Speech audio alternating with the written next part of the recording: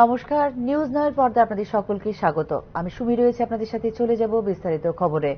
College biotech club প্রকল্পের জন্য Scotch award 2025 সম্মান পেয়েছে রাজ্যের বায়োটেকনোলজি দপ্তর। এই বছর এই অ্যাওয়ার্ড এর জন্য মোট 27টি রাজ্যে প্রায় 400টি প্রকল্পের আবেদন জমা হয়। আগামী 29 মার্চ 2025 নয়াদিল্লির হেবিটেট সেন্টারে এক অনুষ্ঠানের মাধ্যমে এই সম্মান তুলে দেওয়া হবে বলে বৃহস্পতিবার সাংবাদিক সম্মেলনে জানিয়েছেন রাজ্যের বিজ্ঞান, প্রযুক্তি ও পরিবেশ দপ্তরের মন্ত্রী অনিমেষ দেববর্মা। এর আগে 2022 সালেও তার অভিনব বায়ো ভিলেজ 2.0 প্রজেক্টের জন্য স্কচ সিলভার অ্যাওয়ার্ড পায় বায়োটেকনোলজি দপ্তর। বর্তমানে মোট 24টি বায়ো ভিলেজ 2.0 প্রজেক্ট রূপায়ণের কাজ করছে দপ্তর এবং আগামী 25-26 অর্থবর্ষে আরও 6টি বায়ো ভিলেজ 2.0 রূপায়ণের লক্ষ্যমাত্রা নেওয়া হয়েছে বলে জানিয়েছেন মন্ত্রী অনিমেষ দেববর্মা। একইভাবে এ পর্যন্ত 17টি কলেজ বায়োটেক ক্লাব রাজ্যের 17টি ডিগ্রি কলেজে রূপায়ণ করা হয়েছে এবং আগামী 2025-2026 অর্থবর্ষে আরও নতুন 4টি কলেজ এই প্রকল্প রূপায়িত হবে বলে জানিয়েছেন মন্ত্রী অনিমেষ দেববর্মা।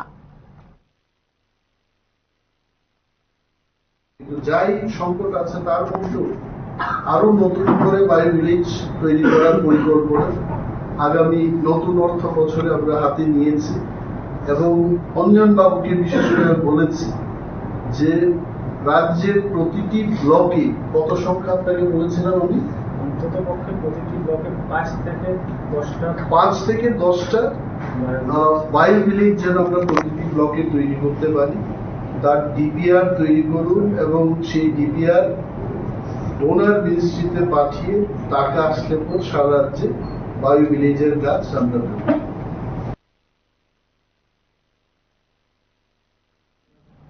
কৃষকদের বিরুদ্ধে গৃহীত পদক্ষেপের বিরুদ্ধে সংসদ প্রাঙ্গণে কেন্দ্রীয় সরকারের বিরুদ্ধে বিক্ষোভ প্রদর্শন করেন বিরোধী দলের সাংসদরা।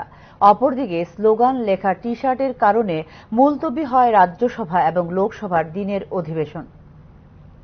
বৃহস্পতিবার বাজেট অধিবেশনের 7ম দিনে সংসদ প্রাঙ্গণে কেন্দ্রীয় সরকারের বিরুদ্ধে বিক্ষোভ প্রদর্শন করেন বিরোধী দলের সাংসদরা। পাঞ্জাব হরিয়ানা সীমান্তে কৃষকদের বিরুদ্ধে গৃহীত পদক্ষেপের বিরুদ্ধে প্রতিবাদ করেন কংগ্রেস সাংসদরা। এদিকে তামিলনাড়ুতে সীমানা নির্ধারণ নিয়ে কেন্দ্রীয় সরকারের বিরুদ্ধে প্রতিবাদ জানিয়েছেন ডিএমকে সাংসদরা।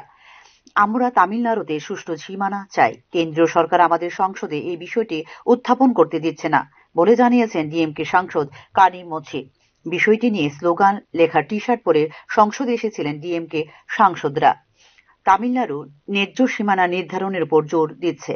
এটি প্রায় 60টি রাজ্যকে প্রভাবিত করবে, কিন্তু সরকারের পক্ষ থেকে এখনো কোনো প্রতিক্রিয়া পাওয়া যায়নি। অতএব আমরা ন্যায্য সীমানা নির্ধারণের দাবিতে আমাদের প্রতিবাদ অব্যাহত রাখছি বলে জানিয়েছেন ডিএমকে সাংসদরা। বিরোধী সাংসদরা স্লোগান লেখা টি শার্ট পরে এসেছিলেন বলে স্থগিত রাখা হয় লোকসভা এবং রাজ্যসভার দিনের কার্যক্রম। এটিকে সংসদের নিয়ম ও মর্যাদার বিরুদ্ধে বলে অভিহিত করেছেন লোকসভার অধ্যক্ষ Om Birla. Bureau report, news now. Khowai সিন্ডিকেটের ছোট গাড়ির চালকরা আগরতলা রাধানগর সিন্ডিকেটের চালকদের দ্বারা আক্রান্ত হয়ে খোয়াই থানায় অভিযোগ জানানোর 4 দিন অতিক্রান্ত হওয়ার পরও থানা থেকে সংশ্লিষ্ট বিষয়ে কোনো পদক্ষেপ গ্রহণ না করায় বৃহস্পতিবার খোয়াইয়ের চালকরা ধলাবিল এলাকার বিকল্প জাতীয় সড়ক অবরোধ করেন।